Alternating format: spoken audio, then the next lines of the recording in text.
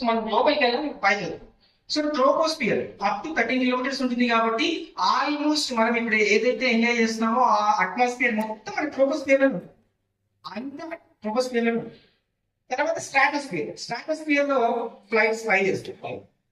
Major thing stratosphere లో ఏముంటుందండి, అది ఎర్త్ ని మరియు టైమ్స్ ఓజోన్ లేయర్ అనేది ఉంది. స్ట్రాటోస్పియర్ ఓజోన్ లేయర్, ఆ ozone layer 1990s to 2000 in between sir ozone holes పడాయి, ఓజోన్ కి రంధ్రాలు పడ్డాయి, అయిపోయింది, ఇంక స్మాష్. ఇన్ బిట్వీన్ 95 to 2000 అండి, ఎక్కువ టైం కాదు, between 25 years of span. In between 95 to 20 I mean UNESCO లాంటి దేశాలు కొన్ని యాక్షన్ ప్లాన్స్ తీసుకున్నారు. It's because of action plans.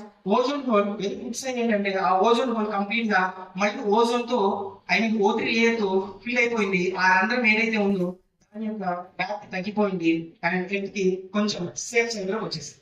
And coming to mesosphere, రాత్రి ఏదైనా మనం బయట చూస్తుంటే నక్షత్రం వైభవం, వాటిని కొమెంట్స్ అంటాం.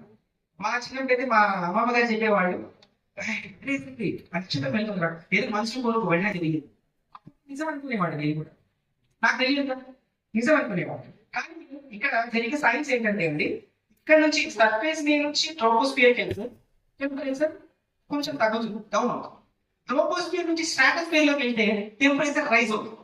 మళ్ళీ స్ట్రాటోస్పియర్ నుంచి మెసోస్పియర్ లోకి వెళ్తే కంప్లీట్ గా కూల్ అవుతుంది. ఇదంతా చాలా ఐరిస్ గా ఉంటుంది, చాలా కూల్ గా ఉంటుంది.